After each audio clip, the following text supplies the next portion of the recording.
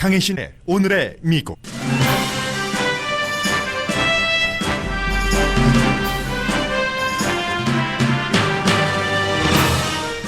지난 주말 미국이 이라크에서 이란이 지지하는 헤즈볼라를 보복 공습하자 헤즈볼라를 지지하는 이라크인들도 보복으로 미 대사관을 치고 들어갔습니다. 이라크인은 이란이 지지하는 헤즈볼라를 치는데 왜 이라크가 대리전을 치러야 하냐고 분노하면서 미국은 이 땅에서 나가라고 성토합니다. 김정은 위원장의 신년사를 기다리는 미국에서는 차기 국무장관으로 유력시되는 국가안보보좌관이 김정은의 라스트 네임도 모르는 아마추어임을 드러냈습니다. 자동전화, 로보콜을 금지한 초당적인 법안에 트럼프 대통령이 서명했습니다. 텍사스 교회에서 건맨에게 총을 쏜 신도와 텍사스 총기법을 트럼프 대통령이 칭찬함으로써 총기 규제의 뜻이 없음을 나타냈습니다. 조 바이든 전 부통령은 선거 유세에서 광부들은 새로운 컴퓨터 프로그램을 배워야 한다고 말해 비난받고 있습니다. 영국의 이코노미스트는 2020년 예사롭지 않은 경기 침체에 대비해야 한다고 경고했습니다. 우버와 포스트메이츠가 1월 1일인 내일부터 시행되는 고용법 때문에 캘리포니아주를 고소했습니다. 보통 사람들의 행복지수에 대한 UN 보고서에 따르면 미국은 조사 대상국 156개국 가운데 19위, 한국은 54위, 중국과 일본은 한국 뒤로 처졌습니다.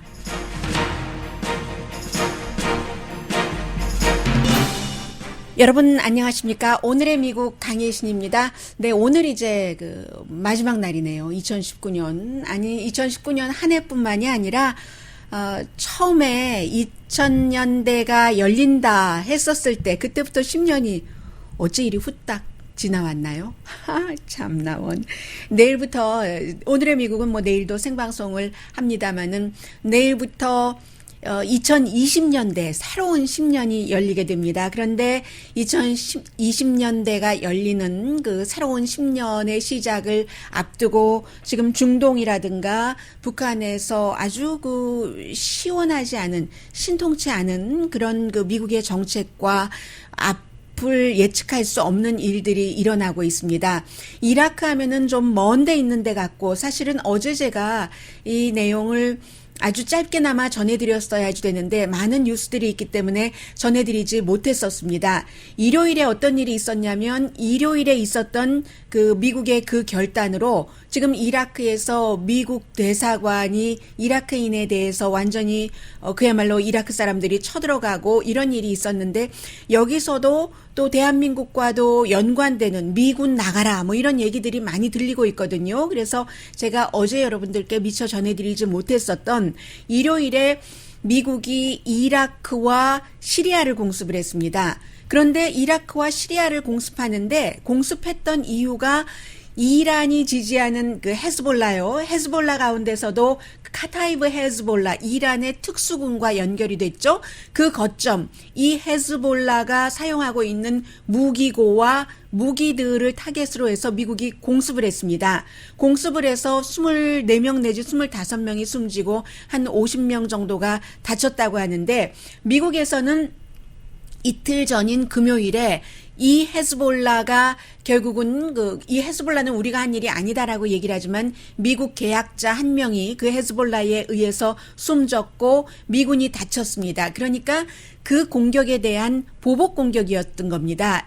이란이 지지하는 헤즈볼라에 대한 보복 공격을 이라크와 시리아에서 한 거죠. 그러니까 결국은 첫 번째는 보복 공격인 것도 되는 것이고 두 번째는 봐라. 너희들이 한 사람 숨지게 하면 이렇게 당할 수 있어.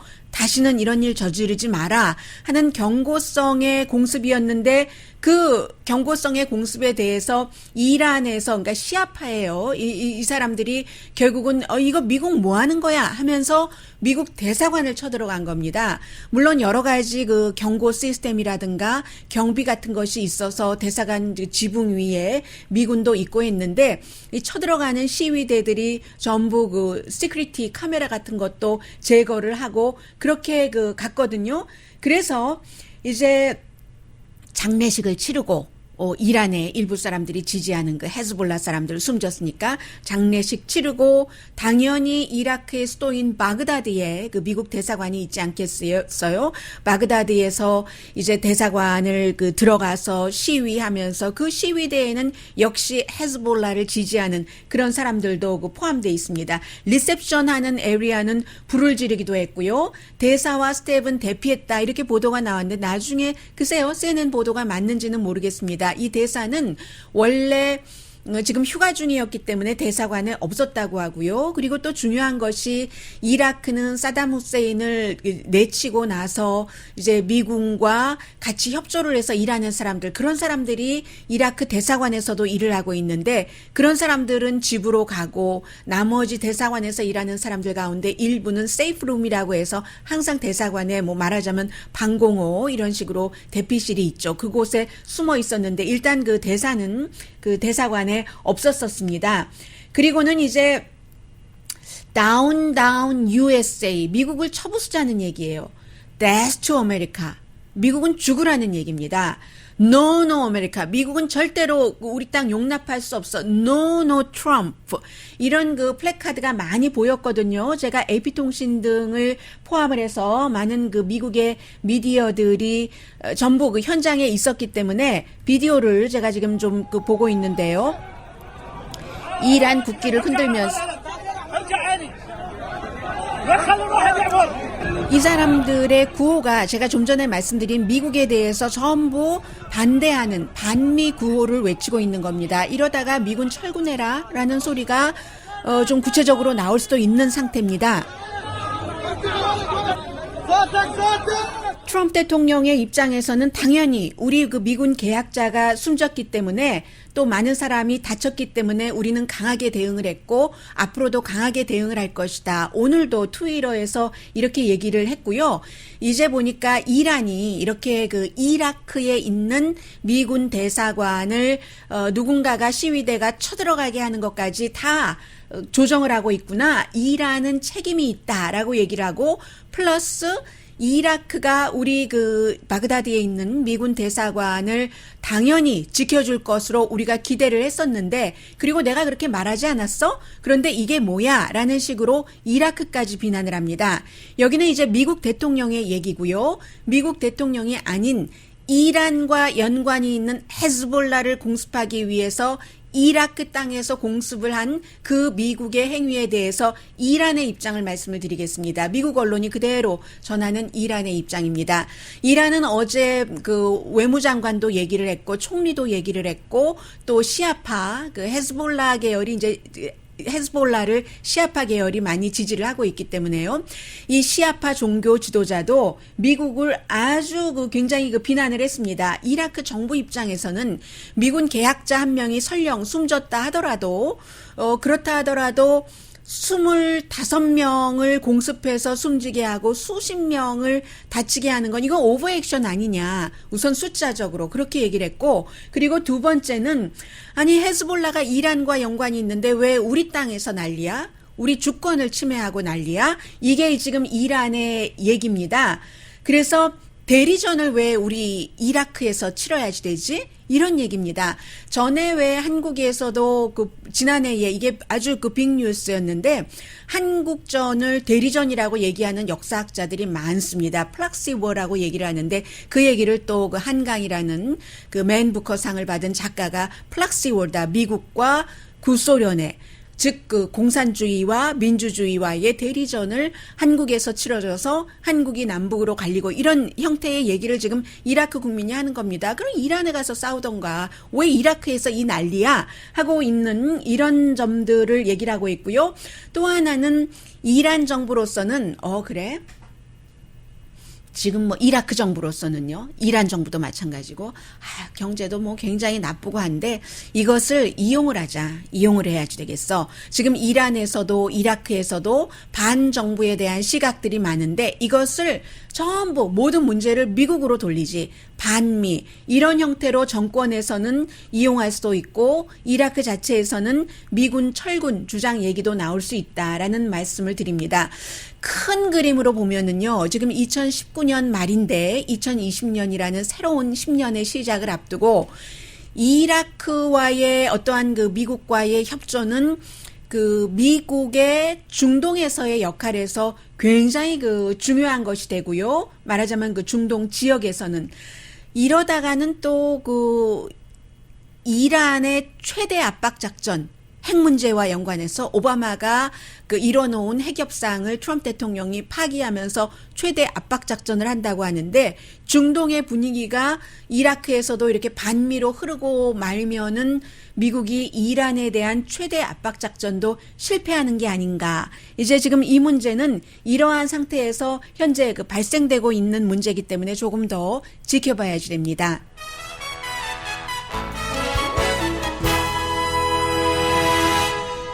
그리고는 이제 아시아 쪽으로 오면은 그 북한 문제죠. 이 북한 문제에 대해서는 당 그 대회 나흘째 계속 이어갔습니다. 그래서 노동당 그 전원회의를 당연히 뭐 김정은 위원장이 이끌어갔고요. 새로운 길 의지를 그 사흘째 나흘째에 강조를 해서 얘기를 했거든요. 그래서 이제 한국은 이미 제야의 종소리도 다 울려 퍼졌고 하니까 1월 1일이 밝았고 김정은 위원장의 신년사가 어떠한 내용으로 나올까 이것을 지금 세계에서 주목하고 있고요. 그런데 그 사이에 제가 어제 그 로버트 오브라이언 미국 국가안보보좌관이 그 ABC 방송과 인터뷰를 한 북한 문제에 관해서 잠시 전해드렸습니다마는 그리고 나서 오후에 이제 다시 그 내용을 들어봤어요. 물론 저도 여러분들께 여러 번 말씀을 드렸습니다마는 지금 그 미국의 북한 문제 그 전문가가 없습니다. 관계 당국에서 전문가가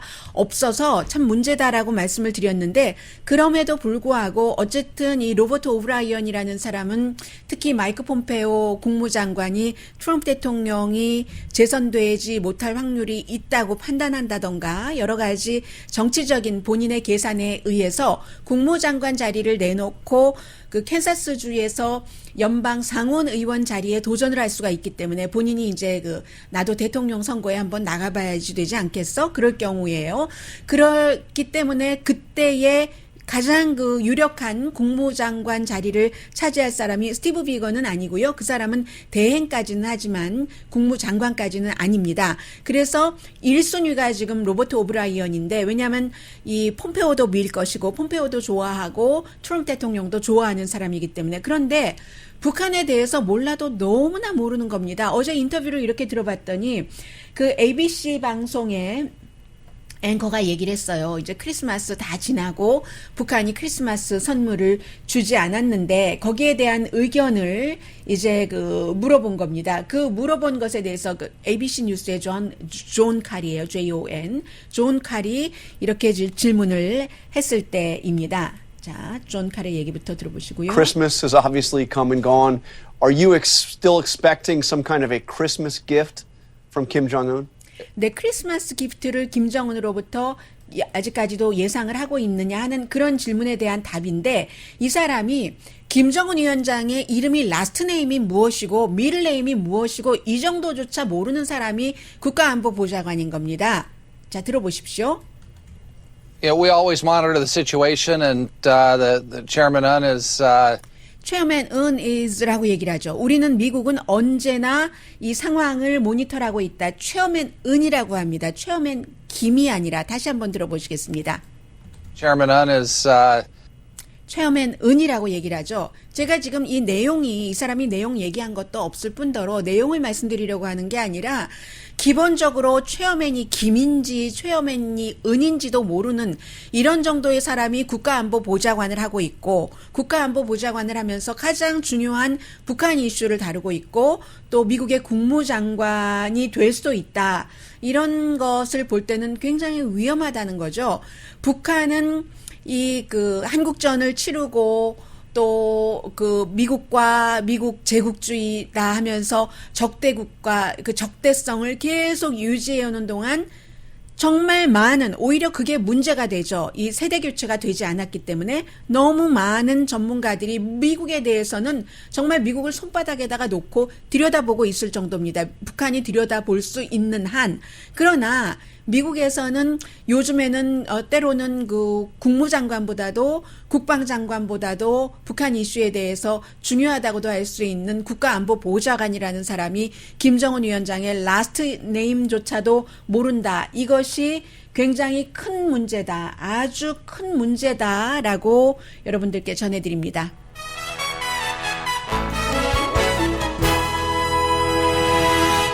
한 가지 약간 구분해야지 될 것은 있어요. 만약에 예를 들어서 북한 문제와 관련해서 뭔가 일이 잘 풀리지 않을 때 한국에서 그 문재인 대통령을 굉장히 강하게 지지하는 측에서는 미국에는 어차피 북한 문제 전문가가 하나도 없어요. 이렇게 얘기하는데 그것도 반쪽의 진실입니다. 물론 제가 지금 말씀드린 것처럼 이렇게 그 북한 문제 전문가가 없을 수도 있으나 그러나 미국에도 그 북한과 마찬가지로 북한 문제를 꾸준히 수십 년 동안 일을 해왔었던 실무자들이 있습니다. 뭐 크리스토퍼 힐즈라든가요. 이런 사람들은 한국에서 북한과 직접 접촉을 하지 않은 한국인보다 훨씬 북한 전문가라고 할 수 있죠.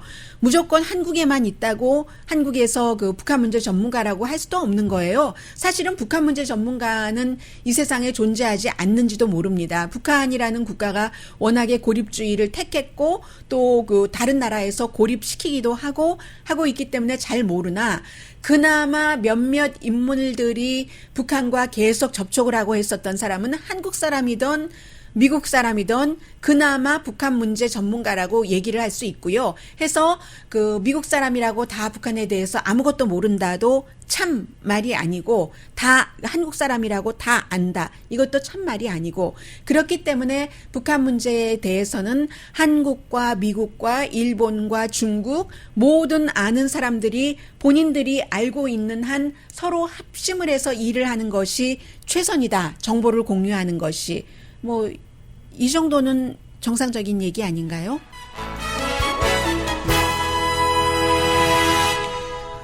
잠시 뒤에는 이렇게 미국의 그 정치계가 빡빡하고 전혀 협조라고는 없을 것처럼 보이는 형태에서도 지난번에도 한번 있었고 이번에도 또 공화당과 민주당이 초당적으로 의회에서 통과시켜서 대통령이 또 서명을 한 그런 어제 서명을 한 그 법안 이제는 법이 됐네요. 법안도 있고 또 대통령이 여러 가지 트윗한 것을 보면은 재선되면은 이렇게 그 문제를 처리를 하겠구나 하고 짐작되는 부분들도 있습니다. 잠시 뒤에 전해드립니다. 라디오 서울 방송 오늘의 미국 듣고 계십니다. 네, 그 트럼프 대통령이 어제 사인을 한 그 법안에 대해서 말씀을 드리겠습니다. 전화회사로부터 로보콜 많이 받으시죠?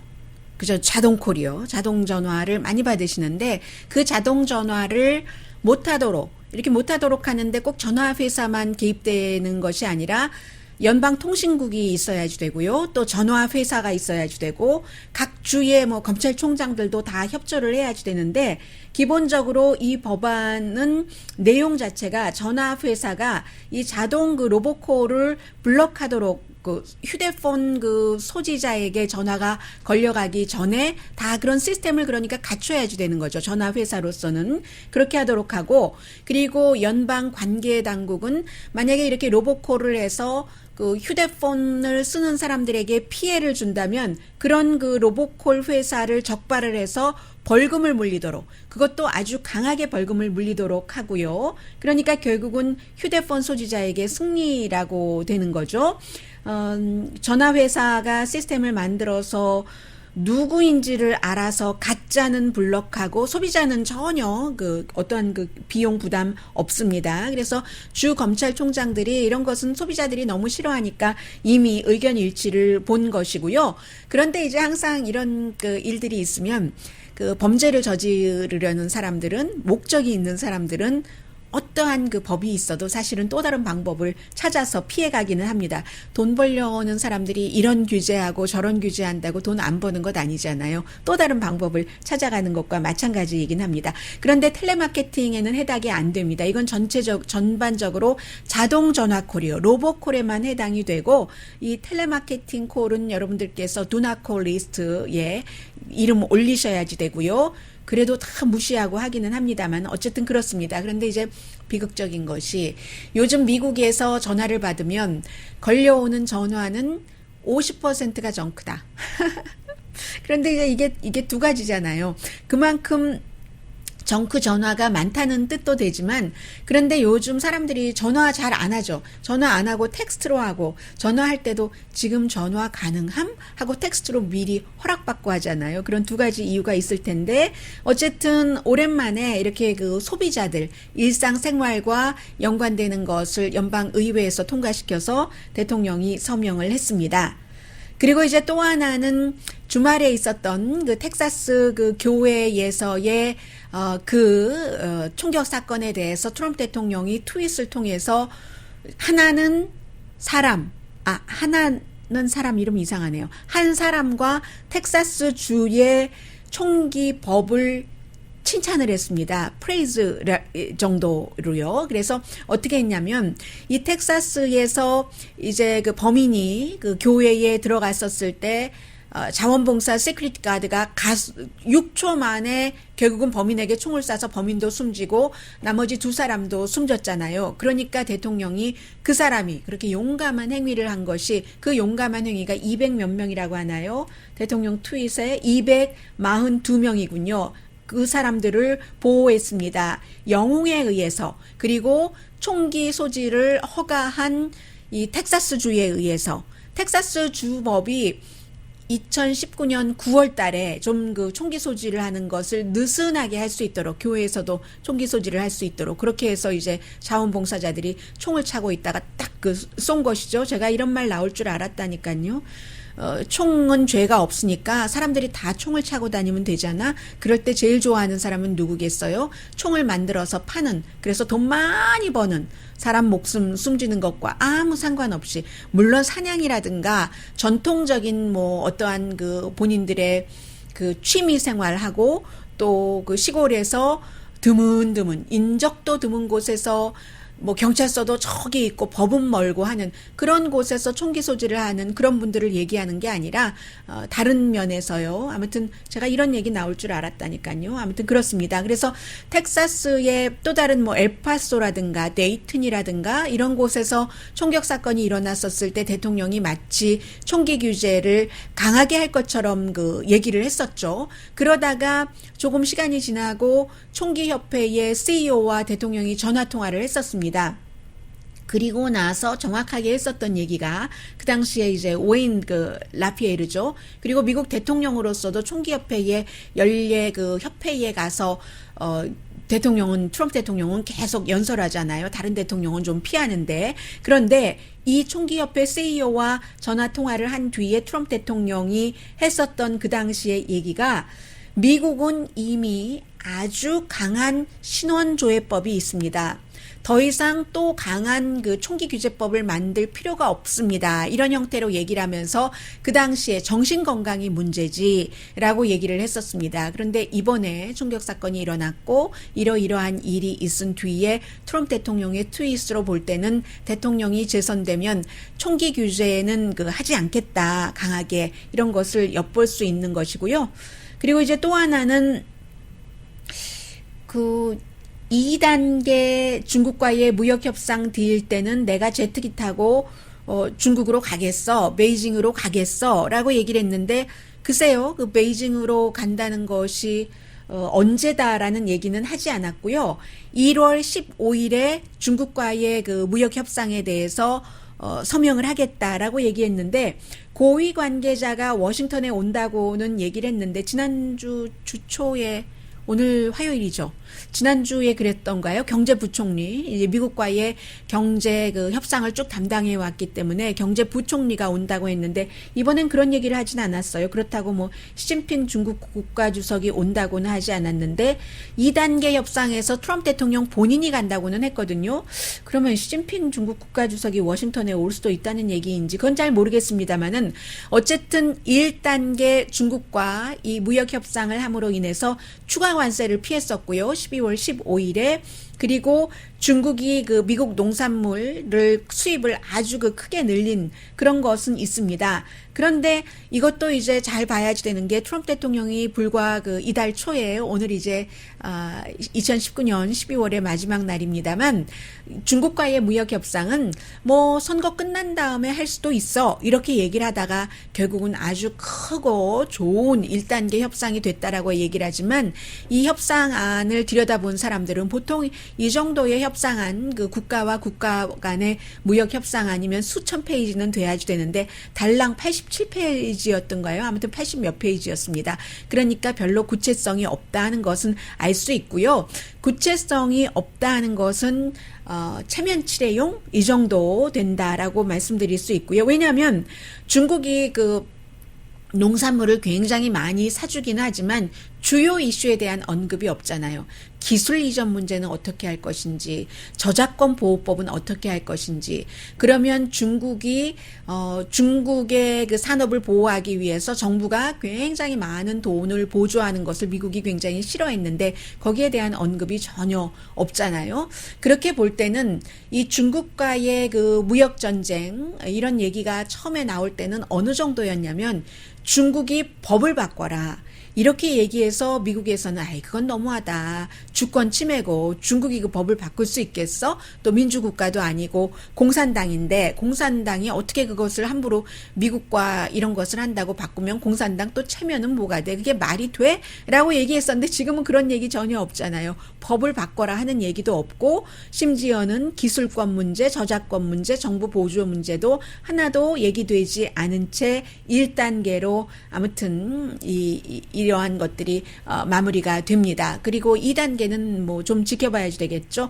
그러니까 이 북한에 대해서나 중국에 대해서나 처음에 이렇게 크게 말했었던 것이 나중에 지금 몇 년이 지나면서 결과로 보면은 그 결과가 이만큼 컸었던 그 정도는 안 되는 겁니다. 북한도 싱가포르 회담에서 뭐 완전히 뭐 그 직전에 모든 것을 북한이 한꺼번에 다 포기를 해야지 핵에 관해서 그때 이제 미국이 조금씩 경제 제재 해제를 해주겠다. 북한이나 중국이 바보입니까?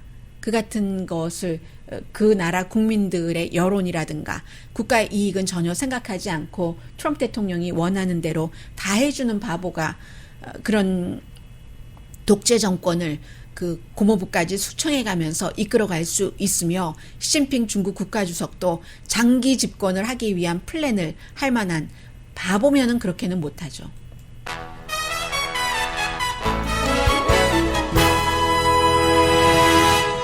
잠시 뒤에 경제에 관한 내용을 전해드리겠는데 이 경제에 관한 내용에서 미국 밖에서 하고 있는 어떤 경고도 있고요. 그리고 또 뭐가 있나요? 네, 새로운 경제 시스템, 또 조 바이든 전 부통령은 참 정말 뭘 몰라도 한참 모르네 이런 비난을 받기도 있습니다. 잠시 뒤에 전합니다.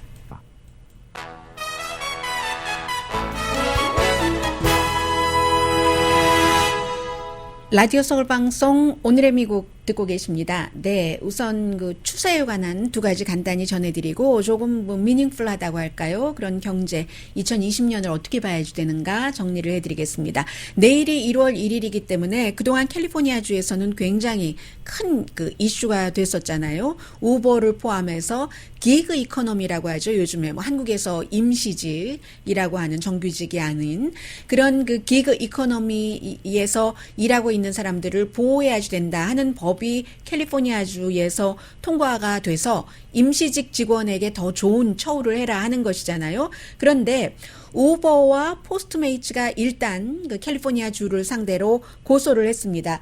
우버하고 그 포스트메이츠가 요즘에 그 한인들 식당도 딜리버리 많이 하시잖아요. 인터넷 웹사이트로 앱으로 주문을 하시고 그러면 이제 그런 음식을 우버 운전기사분 가운데서 배달하시는 분들 굉장히 많으시고요. 그렇습니다. 그래서 여기에 속해 있는 기사들도 한 사람 한 사람씩 이렇게 해서 결국은 회사 측에서 처음에는 우버 같은 경우도 신생 기업도 아닌 그렇게 작게 출발을 해서 돈을 버니까 나중에는 돈을 더 벌려고 하는 쪽으로 나가는 거고, 그렇게 되니까 사람들이 요구를 해서 우리에게 처우도 잘해달라고 하는 건데, 이거는 지금 우리에게 너무 투머치다, 부당하다, 여러 가지 이유를 들어서 일단 기본적으로 뭐 헌법에 보장된 동등한 권리 위반이다, 뭐 이런 얘기인데, 뭐 예를 들어서 프리랜서 저널리스트 같은 경우요, 그런 경우도 그럼 여기에 다 해당해야지 되느냐? 해당되지 않는데 왜 우버라든가 뭐 리프트라든가 아니면 또 어디가 있죠? 도어대시도 있죠. 이런 회사만 우리가 그런 운전기사에게 모든 처우를 다 해줘야지 되는가, 뭐 이렇게 얘기를 하면서 고소를 한 겁니다. 그래서 이 사람들이 캘리포니아주에서 몇 개월 전에 통과가 됐죠. 계약직 사람들도 정규직 직원처럼 여러 가지 처우를 해라, 시간이 뭐 얼만큼 근무하느냐는 제외를 시켜라, 뭐 이런 얘기잖아요. 그래서 여기에 대해서 이제 고소를 했고, 이 고소 판결이 어떻게 나오든지와 상관없이 2020년도에 선거 때는 어떤 정치인들만 뽑는 것도 아니고 주민 발의안 같은 법안을 많이 얘기를 하잖아요. 거기서 이 캘리포니아 주의 법이 무효가 되도록 하는 그 캠페인에 이들 회사가, 이 네 군데 회사요, 우버, 리프트, 도어대시, 포스트메이츠, 이런 회사가 기사들이 직원으로 있는 그런 회사가 $9천만 정도 들여서 이 법을 무효로 만들려는 그런 지금 선거 캠페인을 하고 있습니다. 어제 고소했어요. LA 연방 지방법원에. 그리고 이제 조 바이든 전 부통령이, 민주당 예비선거 후보가 어제 뉴햄프셔에서 유세를 했는데 어떤 얘기를 했냐면, 물론 트럼프 대통령과 반대되는 입장이고, 민주당은 아무래도 조금 뭐라고 할까요? 신산업이라고 할까요? 그런 곳에 앞서가고 오일이라든가 석탄이라든가를 시추하는 것을 트럼프 대통령만큼 지지하지는 않습니다. 그런데 어제 조 바이든 후보가 얘기한 것이 조금 문제가 된 것은, 조 바이든 후보가 뭐라고 얘기했냐면, 광부들에게 마치 컴퓨터 프로그래머가 되라는 그런 식으로 얘기를 했거든요. 해서 광부들이 프로그램을 배워야지 된다, 코드를 배워야지 된다, 이렇게 얘기를 한 겁니다. 물론 조 바이든 후보의 얘기는 이제 석탄 산업은 더 이상 미래의 산업이 아니기 때문에 미래의 산업에 투자를 해야지 된다. 그리고 광부들은 정말 지하 3,000피트 아래를 내려가서 석탄을 캤던 사람들인데 그 정도 일을 할 수 있는 능력자라면 뭐는 못하겠는가. 컴퓨터 프로그래머를 또 할 수 있고 코드를 배워라 라고 얘기를 하니까 그 지역의 정치인조차 참 정말 아웃 오브 터치네. 전 부통령이 민주당의 선두주자인 대선 후 예비선거 주자가 몰라도 뭘 너무 모르네. 아무리 미래의 산업이라도 그렇지, 광부들에게 어느 날 갑자기 코드를 배우라고 하면 이게 말이 되는가, 이런 얘기를 하고 있습니다. 의지가 있으면 다 한다, 이 얘기가 전혀 도움이 안 된다는 얘기예요. 물론 정부가, 민주당 정부가 됐건 공화당 행정부가 됐건 사장 산업이 돼가는, 디클라이닝 되는 그런 거대한 산업에서 일하는 많은 사람들을 위해서 어떠한 안전장치를 미리 마련하고 미리 교육을 못한 그런 책임은 민주당이건 공화당이건 정부 책임을 피할 수 없을지는 모르나, 그렇다고 광부 개인에게 뭐 갑자기 수십 년 동안 광부 일을 하던 사람에게 코드를 배워서 프로그래머가 될 수 있다고 얘기하는 것은 그건 좀 너무한 것 같아요. 제가 미국 오기 전에요, 프로그래머가 되려는 마음은 전혀 없었습니다. 그런데 종로 3가에 중앙전산학원이라고 있었어요. 한 2층인가 3층 건물에 있었는데요. 새 들어서 중앙전산학원이라는 곳이 있었는데, 그때도 저는 이과는 아니었던 것 같은데, 고등학교는 이과를 다녔지만 엄마가 대학교 가기 쉽다고 해서, 그런 사람들 많았잖아요. 전 전혀 정말 이과 아닌데.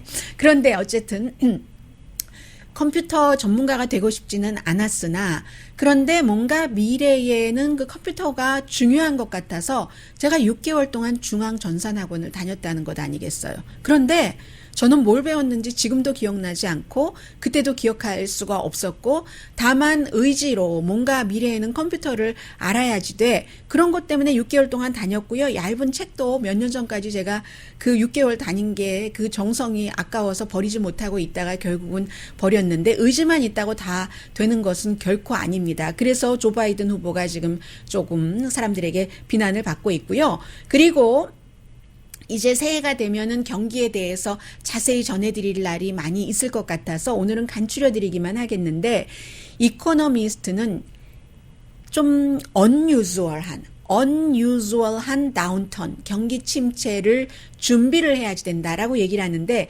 대체로 이제 경기가 막 이렇게 지금처럼 확장되다가 중단될 때는 뭐 이자율이라던가 아니면 재정 사태가 갑자기 일어나서 그렇게 되는 경우가 많잖아요. 그리고 상품과 서비스 요구가 줄어들 때 그렇습니다. 그런데 내년에는 그런 때가 아니라 상품과 서비스의 수요가 아니라 공급망이 흐트러져서 경기 침체가 올 수도 있다라고 보고 있고요. 그리고 이 이코노미스트의 경우는 미국과 중국과의 무역 전쟁이 아직 끝나지 않은 그냥 그 밴드에이지 잠깐 붙여놓은 것처럼 이렇게 보는 겁니다. 그래서 1970년대 오일 쇼크 이후의 경기 침체는 항상 수요가 줄어든다던가 이런 그 문제 때문에 일어났는데 내년에는 공급 체인 쪽에서 일어날 수도 있다라고 보고요.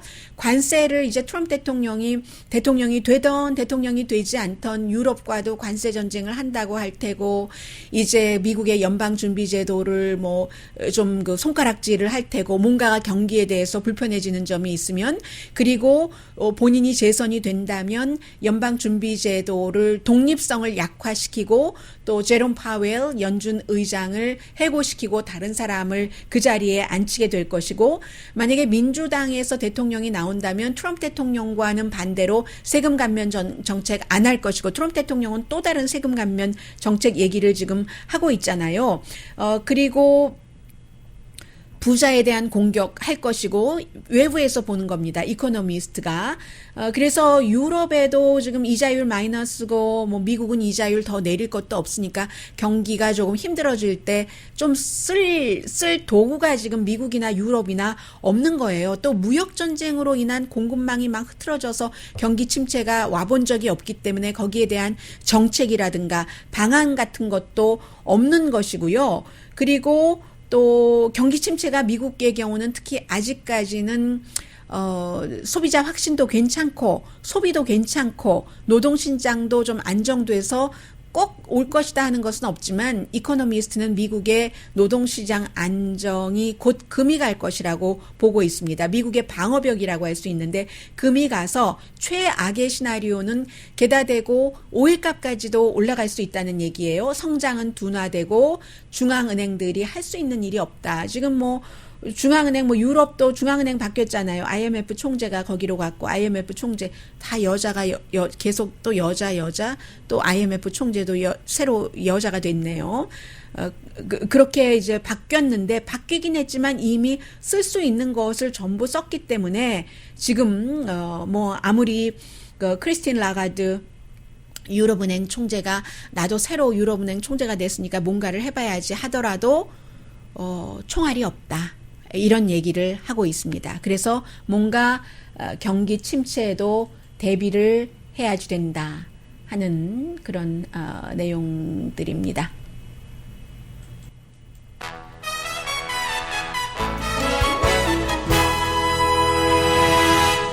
라디오 서울 방송 오늘의 미국 듣고 계십니다. 네, 이제 시간이 얼마 남지 않았습니다. 세상에서 가장 행복한 나라. 핀란드, 덴마크, 노르웨이, 아이슬란드, 네, 북유럽, 뭐 아주 흔한 일이죠. 이 유엔이 새로 발표한 세계 그 행복 그 리포트에서 나왔습니다. 그런데요, 이 행복 리포트를 유엔이 계속 추적을 하다 보면 더 행복해지는 국가가 있고 덜 행복해지는 국민들이 그런 그 국가가 있거든요. 뭐 여러 가지 내용들이 있죠. 뭐 자유라던가 독립성, 국가의 지원, 또 사람들의 관대함, 건강한 습관, 그러니까 거기에서 오는 수명, 또 그 국가의 부패 상태 이런 것을 쭉 해서 사람들에게 물어본 겁니다. 그랬더니요, 2008년부터 2018년까지 베냉, 이 나라 아프리카에 있는 나라잖아요. 그리고 뭐 니카라과, 불가리아, 라트비아, 토고 돈 많은 나라하고는 상관없어요. 그런데 이런 나라들이 훨씬 전보다 해피해졌다. 국민들이 그렇게 얘기를 하고 있고요. 베네수엘라, 시리아, 보츠와나 역시 그 아프리카인데도 또 인도나 예멘도 행복지수가 내려갔다고 하거든요. 대체적으로 뭐 종교적인 내전이 있다던가 분쟁이 있다던가 그런 나라잖아요. 미국도 덜 행복한 나라가 됐습니다. 19번째로 떨어졌어요. 5년 전에는 13번째였는데요. 한국이 54번째고 일본이 58번째, 중국 사람들이 93번째로 그 해피한 국가 159개국 가운데서 그렇게 됐습니다.